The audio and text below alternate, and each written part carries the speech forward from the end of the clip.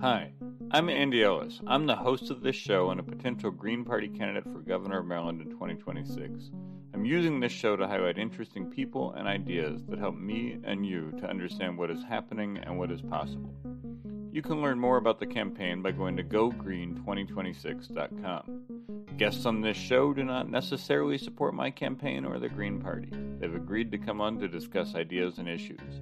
And of course, click the subscribe button on YouTube so you can keep up to date with this podcast. Hi, everybody. It's been a while since I did a show. Since May, when we talked to Dr. Nicole Fabricant of Towson University. We have been all around the state trying to get ballot access for the Green Party. We successfully turned in our petition, so the Green Party is going to be on the ballot in 2024 and 2026. I presented at the Green Party National Committee or National Convention on ballot access and on state party candidates. I had a birthday and an anniversary, and now I'm working on a campaign to defeat a bad charter amendment in Baltimore City that is proposed by a wealthy Republican outsider who is trying to slash the size of our city council. As the 2024 election season approaches, I'm also going to do a special section of the podcast focused on Green Party candidates running in the 2024 election with a focus on down ballot candidates. Every 4 years, some people will say the Green Party only shows up every 4 years to run for president. I know this is not true, and many of you know this is not true, but I want to use this platform over the next few months to put a spotlight on Green candidates running in down ballot races and showing up in their communities every day. We're going to start with Eddie Espinoza, the Green Party candidate for Texas Railroad Commissioner. I talked to Eddie as part of the Green Party of the United States Convention focused on down ballot candidates, and I knew I needed to bring Eddie on our show. Eddie is a U.S. Army combat veteran, a retired Texas public school teacher with 26 years of service, an advocate for young people, a climate activist in his community. He's the only candidate for Texas Railroad Commissioner calling for fossil fuel corporations and oil and gas workers to transition away from extraction, transport, and burning of fossil fuels. And I'm excited to talk to Eddie today. Eddie, how are you doing? Doing well, Andy. Thank you for having me on your show. It's much, much appreciated. Yeah, I'm excited to have you on to kick off this series focused on down ballot candidates. We hear all the talk about how Greens only show up every 4 years. I know you're showing up every day, right? Oh, for sure, for sure. There's 53 days out till election, and it's a full out blitz, a full out get the vote out, media blitz, talk to Texas voters, travel the state, and bring awareness to Texans that there is a third party, and the third party the third option is a Green Party. Excellent. Well, thank you for taking some time out of your schedule today to talk to us, Eddie. First off, let's start with an important question. What is the Texas Railroad Commission, and what does a commissioner do? Right. The Texas Railroad Commission, the name is misleading. The Texas Railroad Commission has nothing to do with railroads, and it has everything to do with oil and gas regulation in the state of Texas. So they basically oversee the entire fossil fuel industry in Texas. Now, that commission is run by 3 elected commissioners, and the 3 commissioners that are in at the commission right now, all 3 of them have fossil fuel industry, I guess you could call them insiders, because they're supposed to be taking care of Texas ecosystems and Texas freshwater sources. But instead of looking out for Texas ecosystems, they're looking out for their campaign donors. And they know how to work within the law. And here in the Green Party, it's not just because you can do something doesn't mean you should do it. So a real quick example, these 3 commissioners have given New Mexico, Oklahoma, and Louisiana, they have allowed them to dump oil and gas wastewater. When you do extraction or fracking, you produce an incredible amount of wastewater. And Texas has become so greedy that they're like, New Mexico, Oklahoma, and Louisiana will take your wastewater for the right price. And what they do is they just inject it into the ground. And the three commissioners, they're run by Texas Republicans and the fossil fuel industry in Texas. Everyone in Austin knows that. This is nothing controversial that I'm saying. Austin knows this. The people out in West Texas in the Permian Basin, whose freshwater sources are being contaminated, they know this. And it's time to bring true accountability and true oversight of the fossil fuel industry, because they're damaging freshwater sources and the soil and air. So it's time to let the fossil fuel industry know that, hey, your days of contaminating soil, water, and air, they have to come to an end. And we want to help you with that, because we cannot continue with extraction and fracking, because it's causing too much damage to Texas ecosystems. Got you. So there's three commissioners. Are they all Republicans right now? All of them are Republicans, and the three commission seats have been held by Republicans for the last 30 years. Excellent. And are all three seats up for election in 2024? No, the only Christy Craddock, my opponent. Christy Craddock is the incumbent. She's the current commissioner, and Christy Craddock has already been on that commission for 12 years. If she wins re-election, that will give her a total of 18 years of overseeing and regulating the oil and gas industry in the state. And like I've mentioned, she is not a good caretaker of Texas ecosystems. The commission is more worried about profits and corporations and making sure that they're in good standing with Governor Abbott and other Texas Republicans, as opposed to making sure that our soil, water, and air is protected. And, Texas, we're in the middle of a drought. A lot of our community, not East Texas, but out in West Texas, South Texas, Central Texas, we're in the middle of a drought. We do not have fresh water to be contaminating. So this fracking party, this oil extraction party, has to come to an end. Now, if in a perfect world, we can continue our fossil fuel addiction party.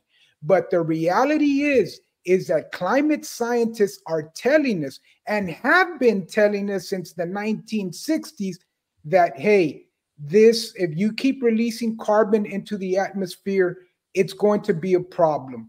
And global warming realities are here, and they're affecting everyone on the planet. And that's why we have to be mindful of our methane emissions. So it's a matter of, hey, let's clean up the mess that the fossil fuel industry has created here in Texas. Excellent. And I want to really get into the fossil fuel policy of the Railroad Commission in a bit. And I think you've started to touch on this now. What made you decide to run for Railroad Commissioner in 2024? Yeah, I'm a retired elementary teacher. So I worked with students as young as 3 and up to age 12.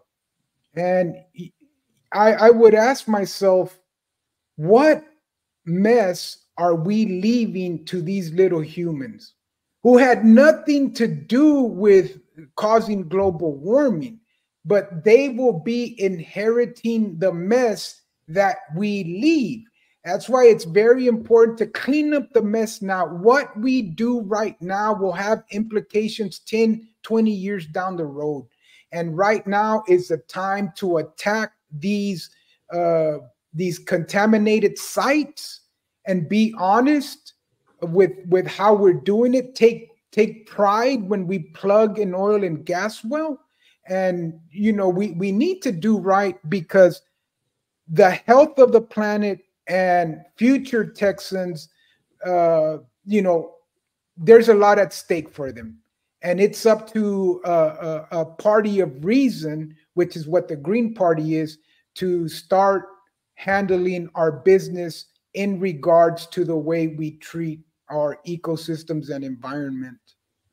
But basically working with so many little humans. And again, you're like, wow, what's going to happen when this 3-year-old turns 10? What challenges will they be facing? So right now is a time to attack this problem. And while we're cleaning up our environment, we should also be decarbonizing the economy. And that's we need close communication. The Railroad Commission, it's such an important commission that we need good communication with the Texas legislature and also with Governor Abbott and Governor Dan Patrick. And we're hoping that Governor Abbott and Governor Patrick and other Republicans start taking global warming seriously, because they're not even acknowledging that global warming is a problem, and that's nonsense. Now, the other party, the Democratic Party, understands that global warming is a problem, but they will implement corporate solutions. And what do I mean by corporate solutions? Okay, they're thinking about investing in carbon capture. So in order to invest in carbon capture, you're going to throw money at a fossil fuel corporation to try to pull the carbon out of the atmosphere and store it underground. That's a bunch of nonsense. It's greenwashing by the fossil fuel industry. Right. And industry propaganda. Yes. And the libertarian candidate is Hawk Dunlap. He also knows that carbon capture is a bunch of nonsense. But the two corporate candidates, they're going to be pushing carbon capture. And that's Christy Craddick, the Republican, and Catherine Colbert, the Democrat. So right off the bat, carbon capture, stop wasting your money on that. Stop throwing money to corporations that are doing carbon capture, because it's very little capturing that they do. It's better to make sure that the remaining carbon remains underground, because we've maxed out our carbon credit part. We are way maxed out. Right. We don't need to capture it. We need to leave it in the ground. Exactly. It's cheaper that way. And, along with pushing renewables and energy, I think the commission can also take a role in convincing the legislature to pass policies that will decrease our energy demands, because we're not being smart about spending our energy. What do I mean by that? Okay, if you go to Houston, during rush hour, there are people waiting on the freeways for 30 to 45 minutes. And that's just gasoline being consumed. And on top of that, you're wasting the person's life. You're taking minutes away from their life. Hey, let's be smart about this. Let's push public transportation. Let's try to get off the car-based economy, and let's try to do public transportation wherever it's possible. I mean, it's common sense. Another thing that is very simple, a low-hanging fruit: go to a 4-day work week. Go to a 4-day work week with no loss in pay.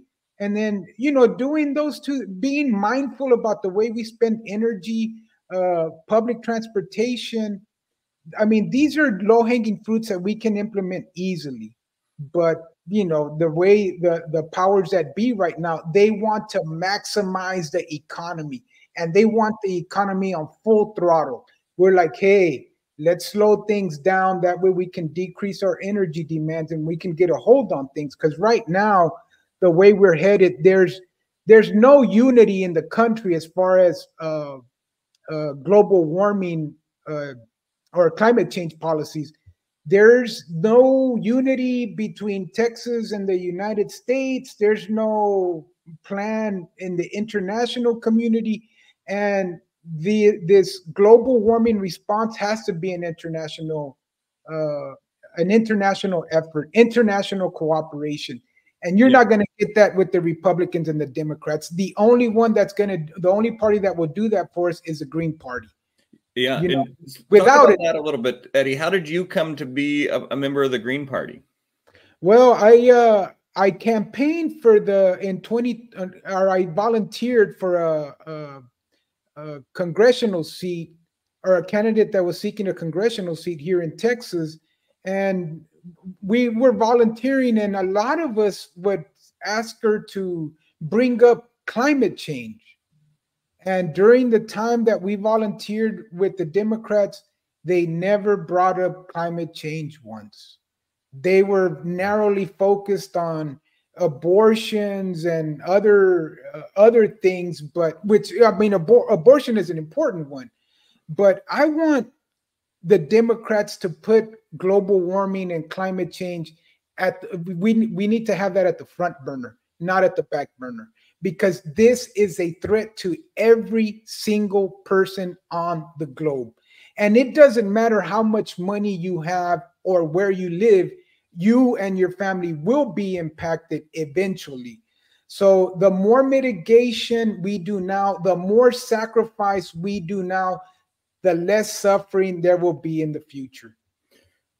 Eddie, I love how you have identified a big problem, which is climate change, and the oil and gas industry, the agency that is responsible for regulating it in your state, and you are running as a Green Party candidate for that. I think that disputes so much of the narrative about the Green Party that is out there right now that says that we, only run for president and we don't know how government works. And it seems like that you proved that to be exactly the opposite of that. You were showing us that you know how government works, you know where the levers are, and you're running for a seat where you can control those levers. And I'm excited to get to the policy part of it in a second. But let me ask, how's your campaign going? We got 50 days. How are you feeling about it? Yeah, feeling good. Trying to convince Texas to decarbonize the economy can be a challenge at times. But for the most part, Texas voters have been very open to our campaign. We were in the Dallas-Fort Worth area 2 weeks ago.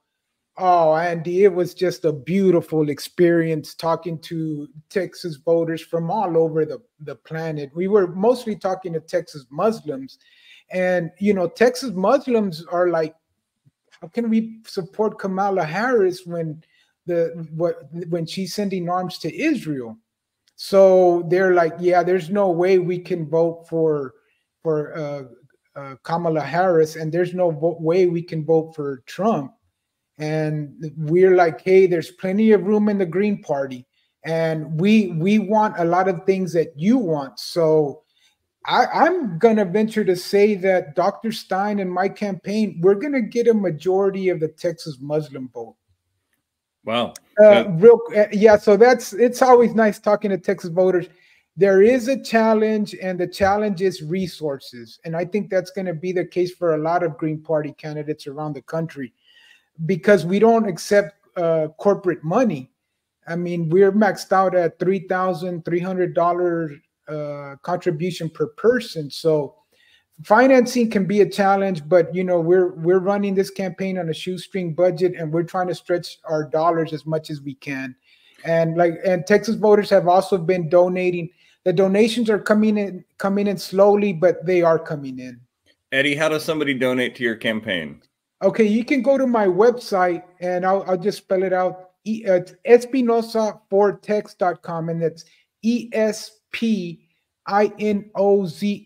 the number 4TX.com. And then there'll be information about my campaign and about the Railroad Commission, and also about donating to our campaign. And can anybody donate to your campaign? Does it only have to be Texas voters? No, anybody in America. Yeah, anybody in America can donate to my campaign. Okay, well, Eddie, I will make a donation today, and I encourage anybody who's listening to go donate to you today. It sounds like you have a really good campaign. You have a solid focus on issues, and those resources, there you go, Espinoza for Texas, right there on the banner. So yeah. It's a Green Party. We're all about innovating and finding solutions to things, and that's the mentality that we're bringing. We don't want to reinvent the wheel. We want to keep what's good, and we want to change what's not so good. And people are going to say, well, he's a retired teacher, why should he be on the Texas Railroad Commission? Well, right now what you need on that commission is someone you can trust. And the state of Texas trusted me with its most valuable resource, its children, for 26 years. So you can trust me to do the right thing on the Texas Railroad Commission. And we have reforms ready to go. There's an organization out of Laredo called Commission Shift. And that Commission Shift has been studying the Railroad Commission and has been proposing reforms for that commission. Of course, these reforms and progress is being halted by old timers and the fossil fuel industry, and these politicians that receive these generous campaign donations. But we have reforms ready to go. We know exactly what to do when we get elected. The trick is getting us on that commission, capturing that seat and getting us on that commission. Okay, we're going to get to those reforms in just 1 second. One more question I have before that.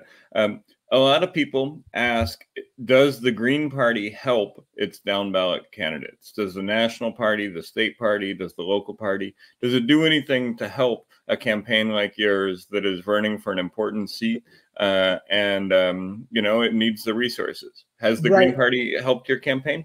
Yes, it has. Now, in order to run for railroad commission, we had to pay I believe it was close to $4,000 of a filing fee, and I would say the Green Party probably paid for about 3/4 of that cost.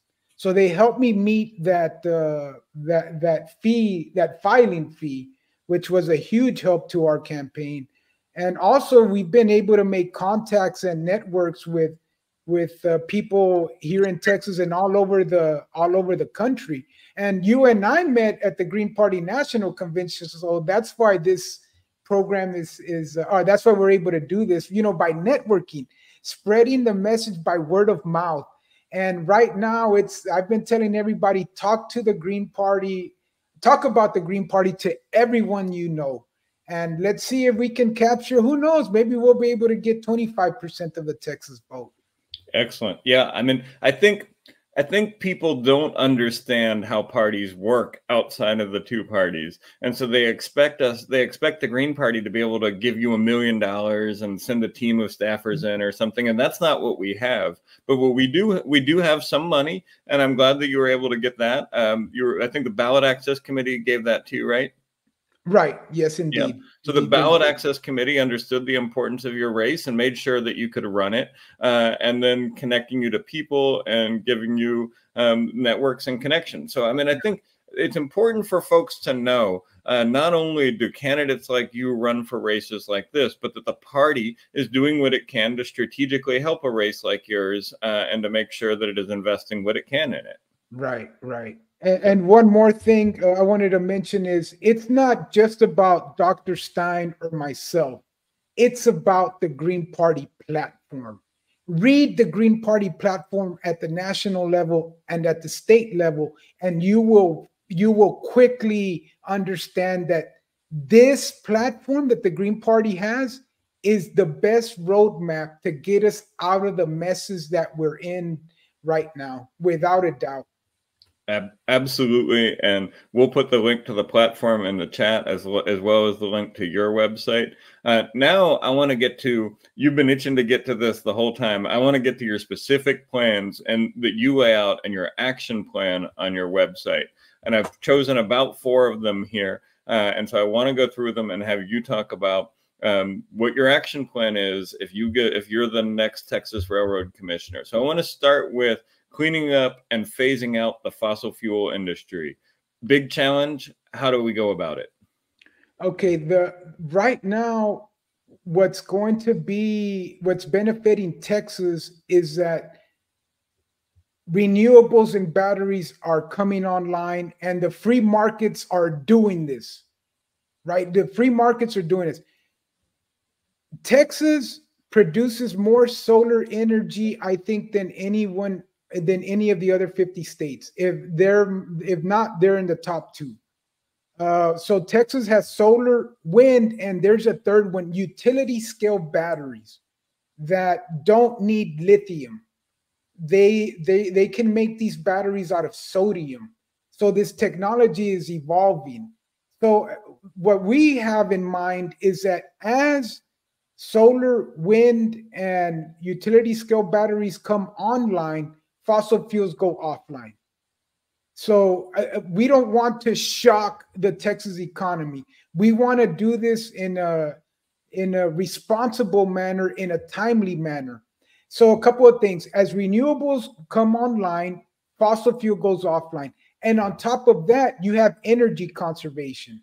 So like I mentioned, if you go to a 4-day work week, if you tell workers to telecommute, if you if you if you do these things, you decrease your energy demands. So again, by going to a 4-day work week, you decrease your energy demands by at least 20%.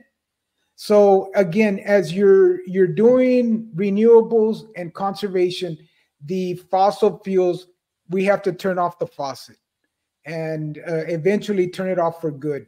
Now, my big complaint with the Biden-Harris administration and Texas Republicans is that they are okay with constructing export LNG terminals along the Texas coast.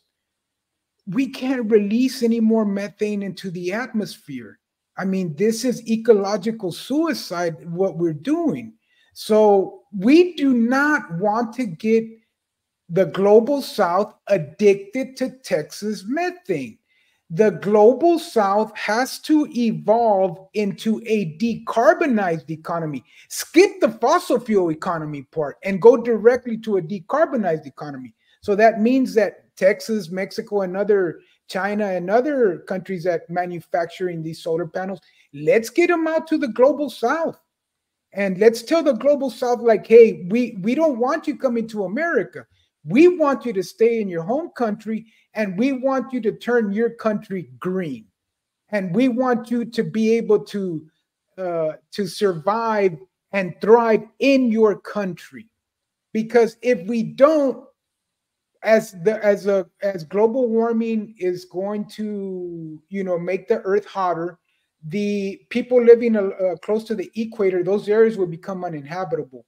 So they'll have to either travel north or travel south. But let's use the global south to our advantage as opposed to seeing them as a problem, because those are workers, and you're going to need workers to plant trees, to weatherize homes, to what other things of that nature, help install solar panels. We're going to need a lot of workers to try to make the earth green again. And it has to happen again. It has to be an international campaign, because right now, even here in Texas, the United States, the Washington D.C. is doing something, Austin is doing something else, Mexico's doing something else, India's doing something else. So there has to be better communication on our response to global warming. And having a teacher there to communicate to the people what is happening and what they're doing is excellent.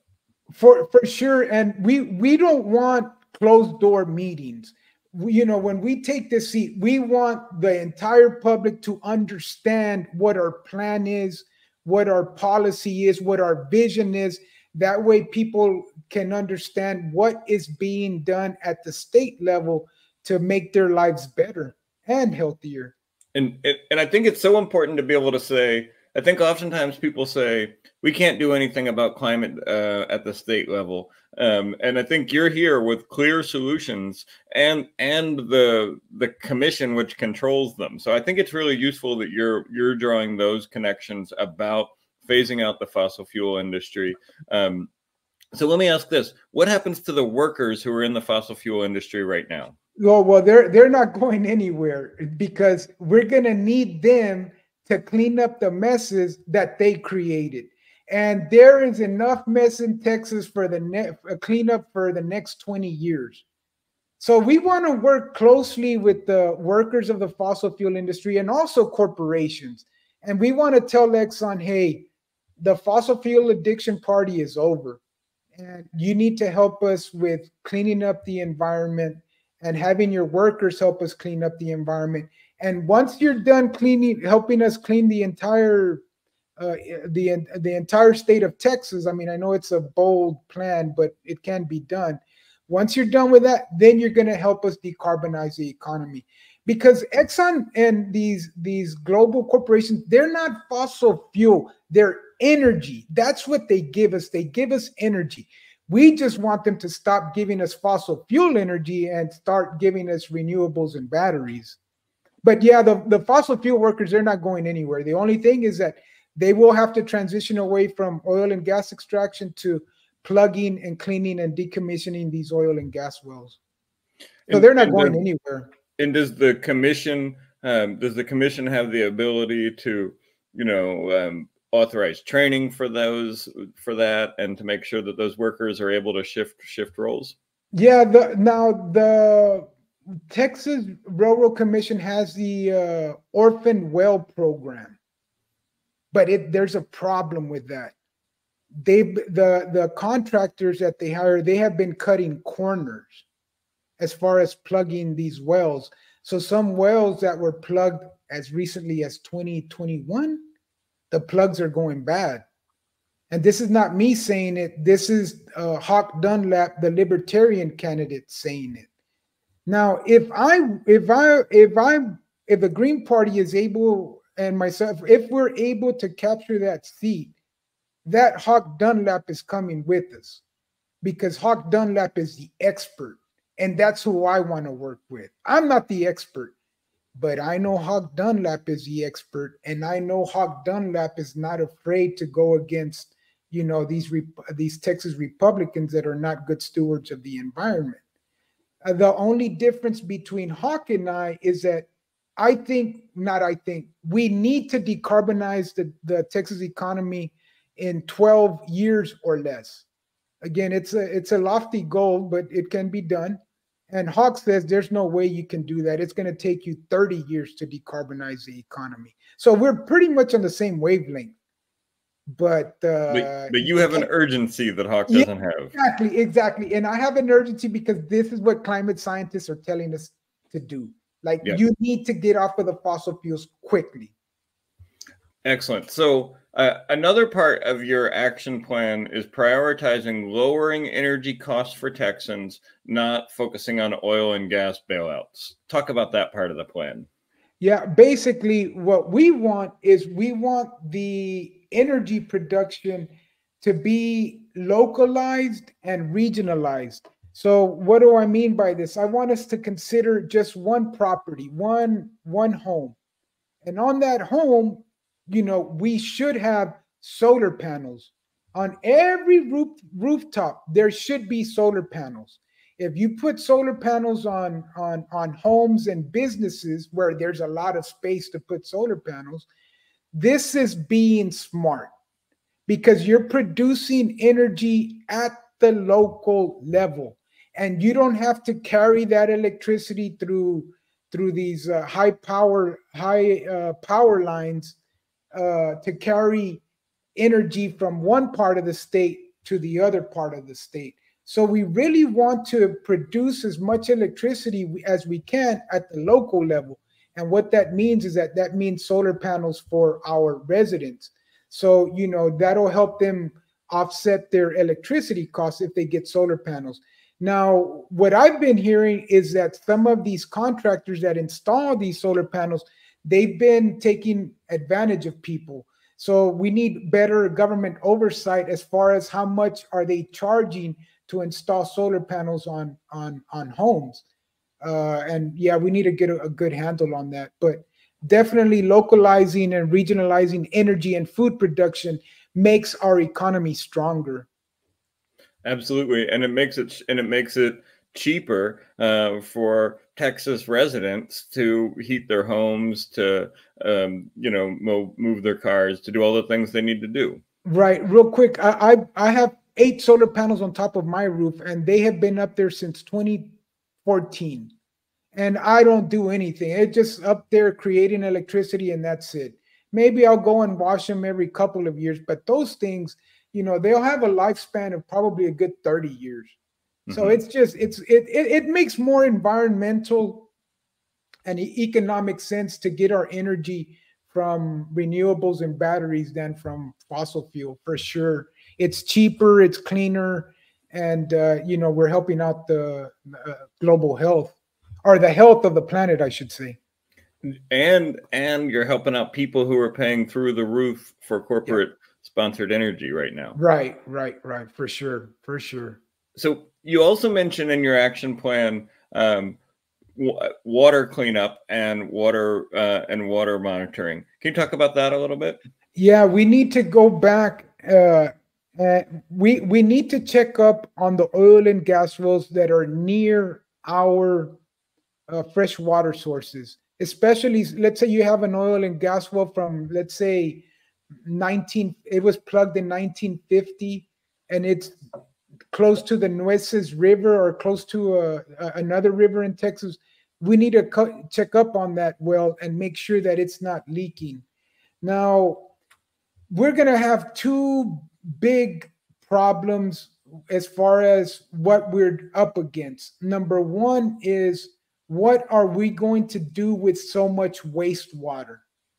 There's literally millions of gallons of wastewater. It might be barrels. We're just going to say it's a huge volume of water.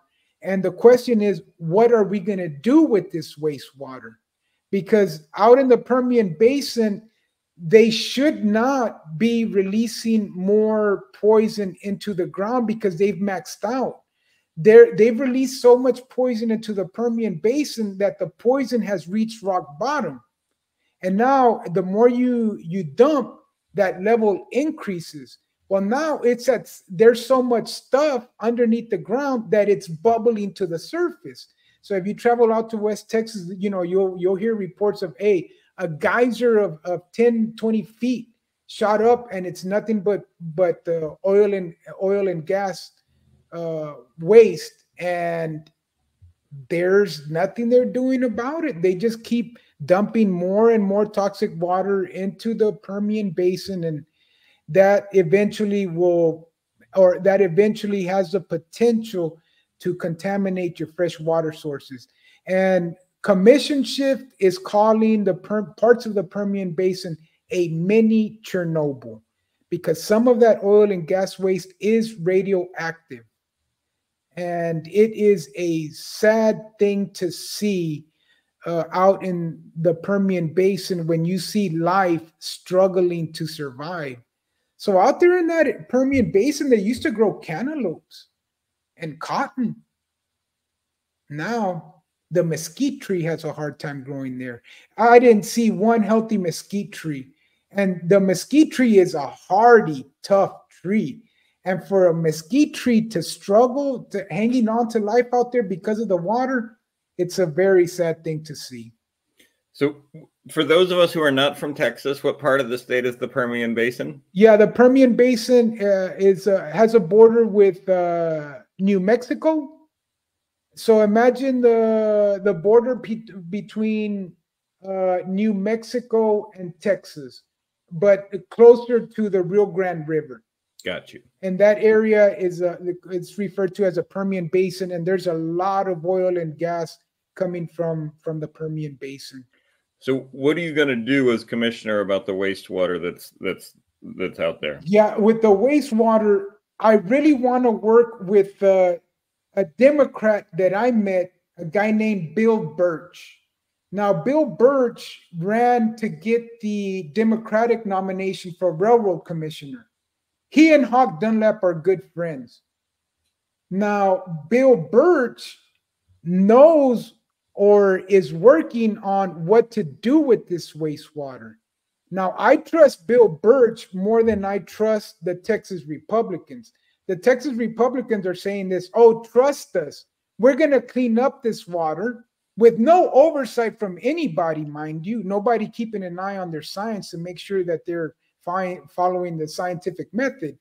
The Texas Republicans are saying, trust us. What we're going to do is we're going to we're going to take the oil and all the waste from the water, and we're going to dump it in the Pecos River.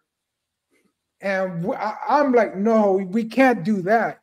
We need confirmation that you're really cleaning up this wastewater, which that I don't think the Texas Republicans are. I think they're just saying things that the public wants to hear.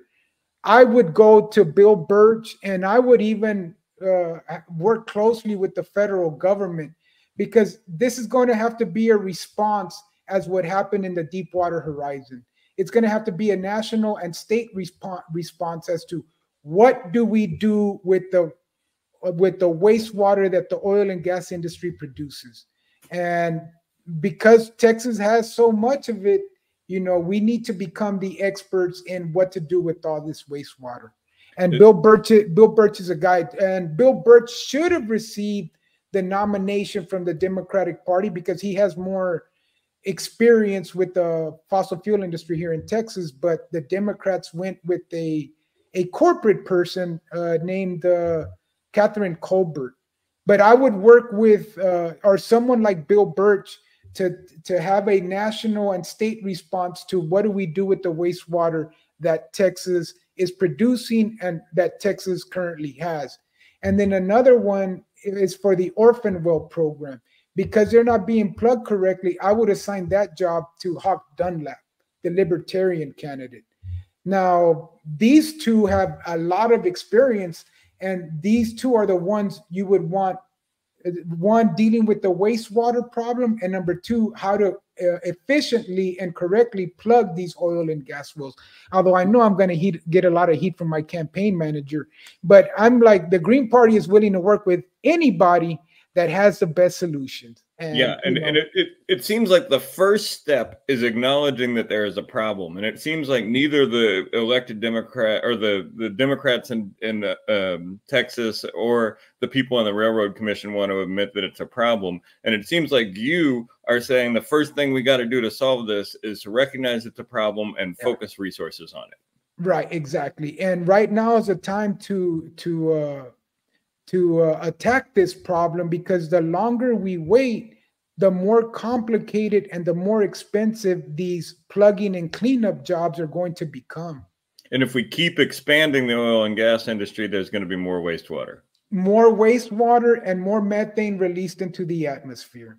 Excellent. And we can't do that. We need to be part of the solution, not part of the problem. And right now, Texas is part of the problem.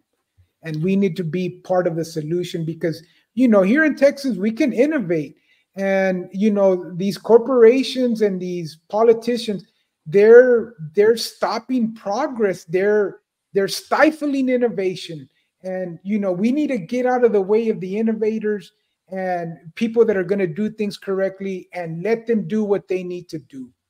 Exactly. And one of the other things that a thing like the Railroad Commission does is it does monitoring, it does enforcement, it does regulation. How many inspectors are there currently enforcing whatever laws there are?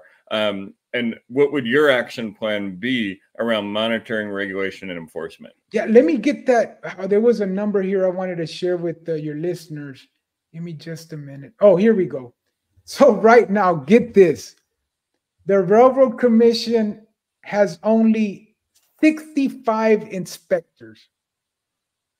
For all of Texas, 65 inspectors. Who cover, and this is just the pipeline.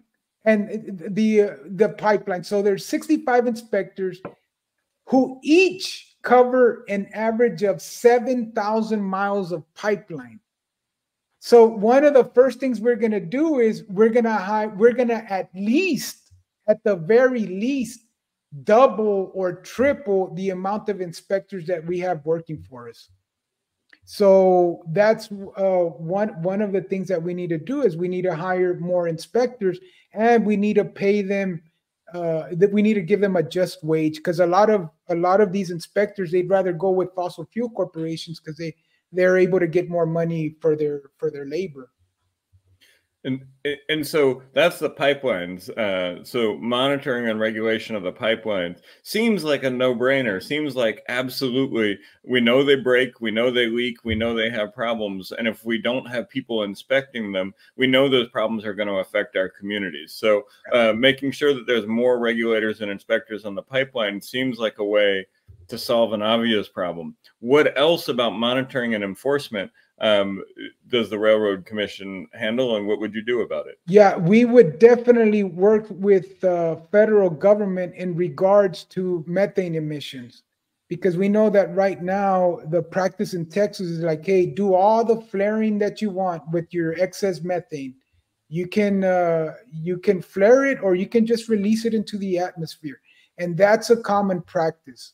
And that needs to stop because, again, we need to be part of the solution.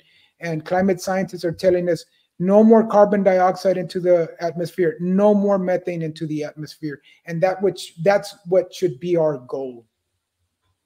Excellent.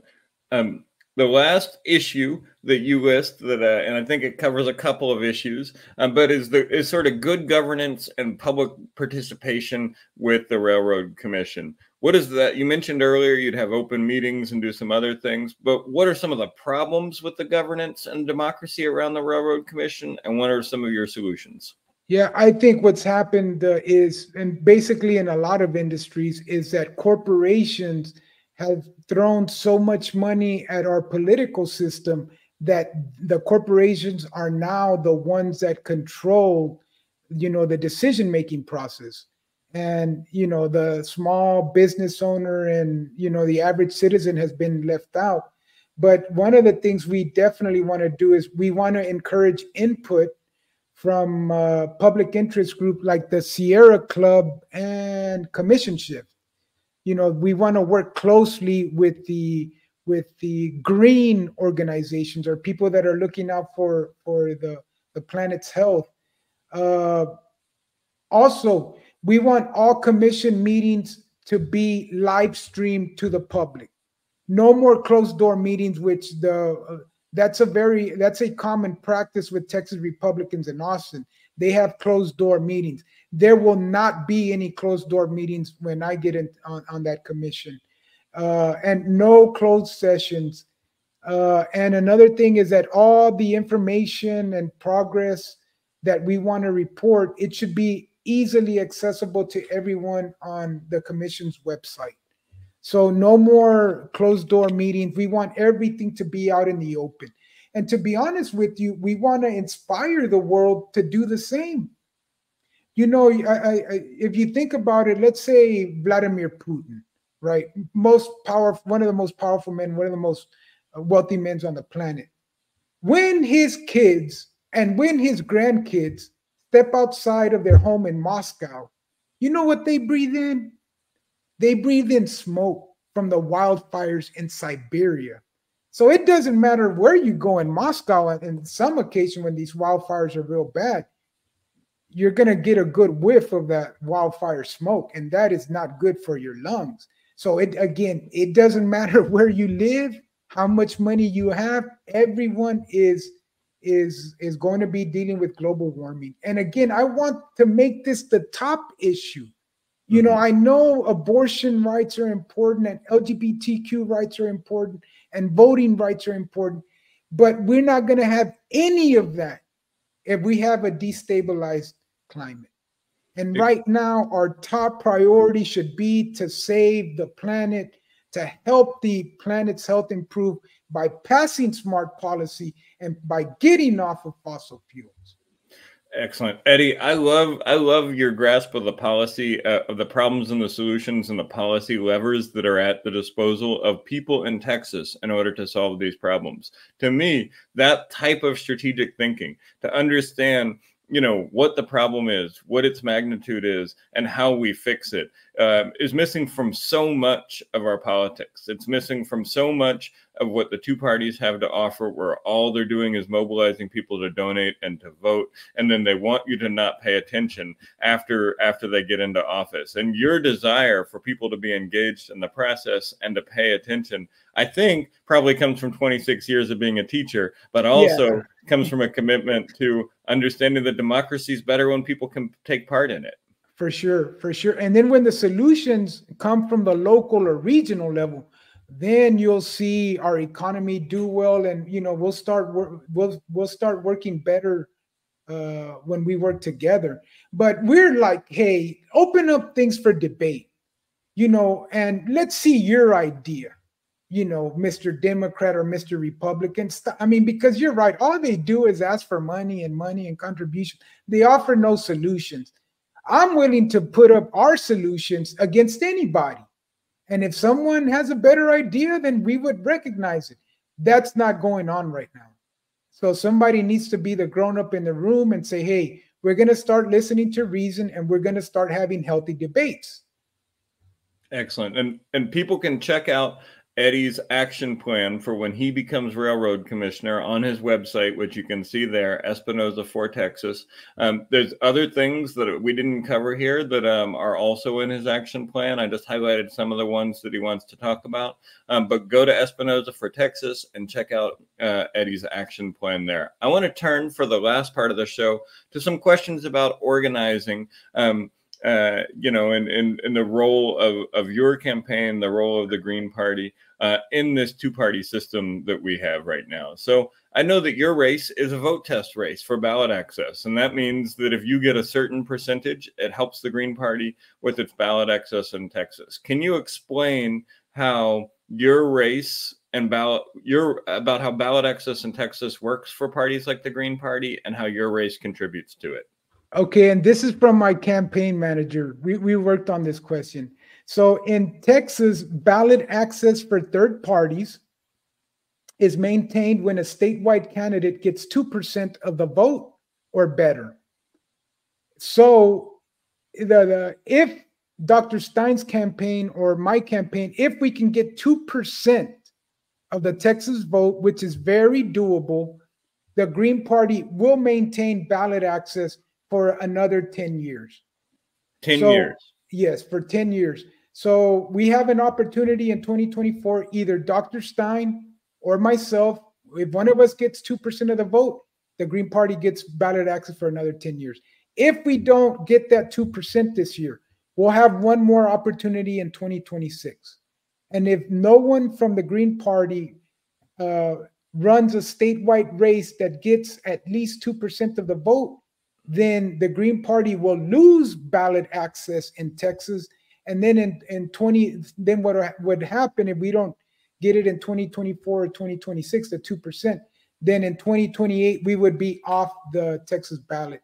And then we would be forced to get something like, I want to say 130,000 signatures for us to come be on the ballot again. So it's very important for either Dr. Stein or myself to get 2% of the vote. And we know it's very, very doable. So I think this point is so important because I think that people don't understand this part of Green Party races, that a lot of states have set up these ballot tests where they say a candidate has to get X percentage in order to maintain ballot access for the state. And so, you know, if somebody is in Texas and they're looking at your race and they say, I like his ideas, but, you know, Green Party's never won here. I like having the Green Party on the ballot, but Green Party's never won a Texas Railroad Commission spot or something like that. Voting for you still means that these ideas go forward, still means that other people in Texas can run on them, still means that this part of the debate and the conversation can occur.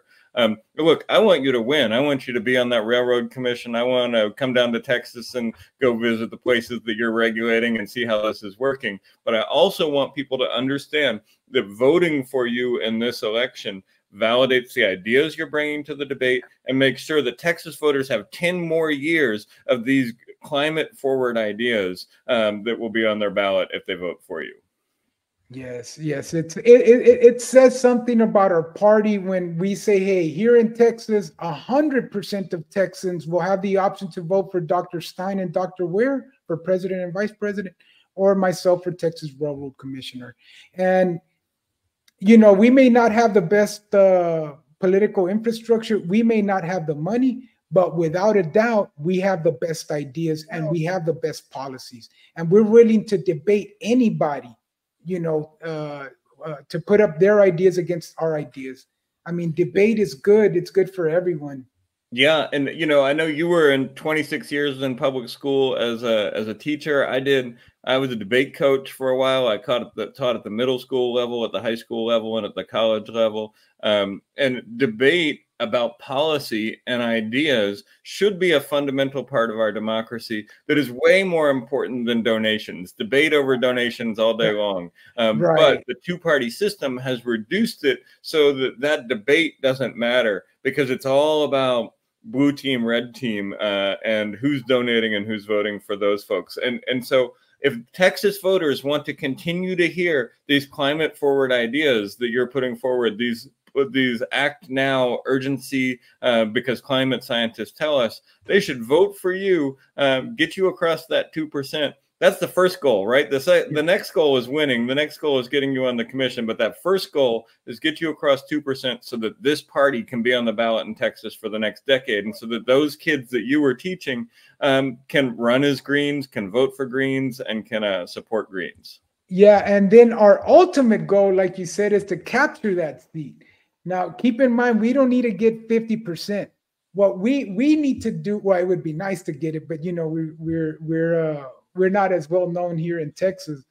But our ultimate goal is to get, maybe, you know, with divine intervention, we'll get 30% of the vote. If we can get 30%, if we can convince 30% of Texans to vote for Eddie Espinoza, that will force a runoff against the Republican. I tell my campaign manager, the Christy Craddock, the incumbent, she's not going to get 50% of the vote. She's favored to win, heavily favored to win, but I don't see her getting 50%. So let's say she gets 49%, and then I'm the second person with the most votes, let's say 30%, but it's going to be tough to beat the Democrats. But again, divine intervention, we get 30% of the vote, the second most vote getters in the race, then that would force a runoff between a Green Party candidate and a Republican candidate. And that's a great... Again, or between 2 and 30% would be a victory for us. Obviously, that 30% would be awesome, but we know that will be quite the uphill battle.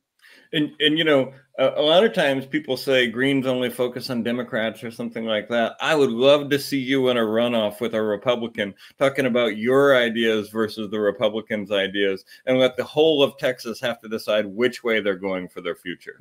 Yeah, for sure, for sure. And again, we're willing to debate anyone, you know, because that's how confident we are in our ideas and on our policies. So you mentioned that one of your goals is to reach and galvanize the youth.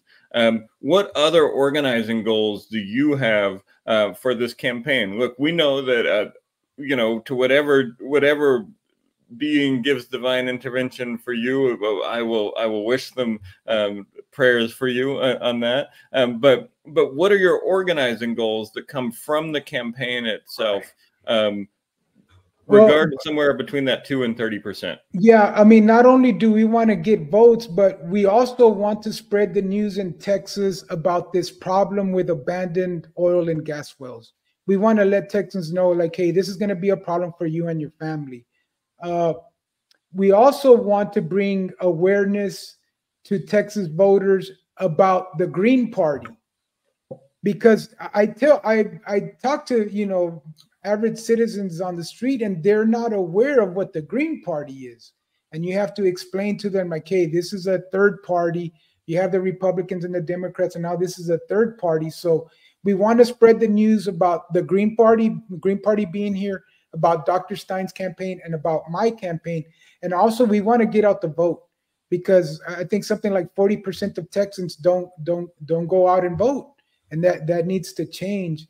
And yeah, we want to spread awareness of the Green Party and of Dr. Stein, and, you know, let people know that the Green Party is for people, planet, and peace. Absolutely. And I love that desire to focus on a specific issue. You know, the orphan gas wells, I think, is a really useful issue to focus on, because you get that 2%, you get the party ballot access. You get that 30%, you get it on a runoff. Either way, if you can raise the issue of these orphan gas wells in a way, oil and gas wells, in a way that is not happening right now, then this campaign is doing real good for the people of Texas and real good for the future generations. Yeah, for sure. And like I mentioned at the beginning of this interview, that Texas voters they've all been open. There's been very little pushback, no controversy whatsoever. And people are interested in solutions, and they're tired of the bickering and the name calling and the war parties and the genocide. Like, let's just stop all that nonsense and let's let reason and love win. Exactly. I love that. Let's let reason and love win. Let's debate everybody. Let's put our ideas out there, and let's let democracy thrive and flourish. It feels like those themes that I'm taking out of this interview are exciting to me, and I'm excited to see what happens with the rest of your campaign.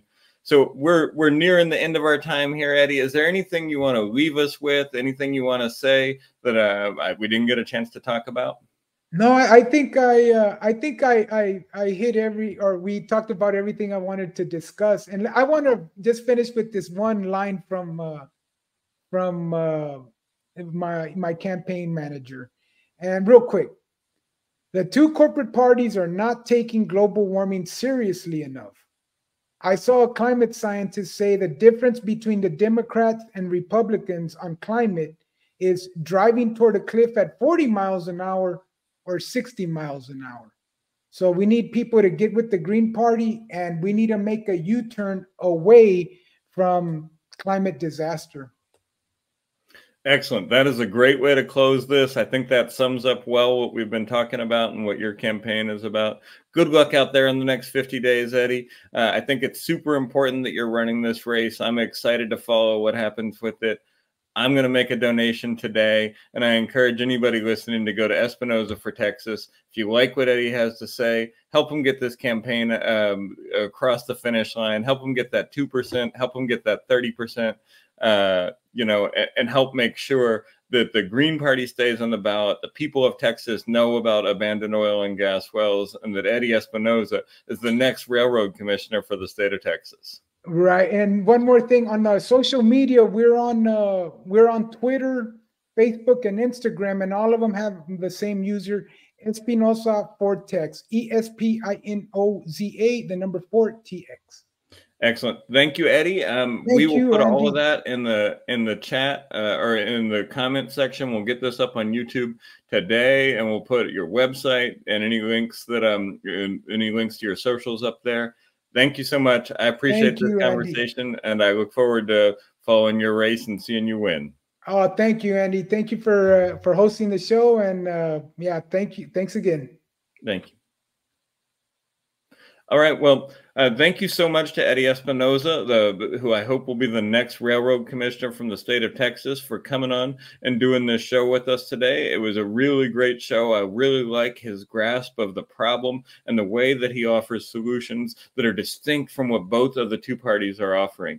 And if you have a question about whether Green Party candidates are running for races down ballot that are important, and if you have a question about whether Green Party candidates have a grasp about how government works, tune in and see what Eddie is going to do. His race sounds really exciting. It sounds really important. And it sounds like he's identified exactly the strategic levers to pull in order to make sure that he can put climate on the front of the problem list for people in Texas, and that his solutions keep in mind the reality of what people are going through. Thank you to Eddie for doing this. We're going to be doing more of these shows throughout the election season, highlighting down ballot Green candidates running for state and local races.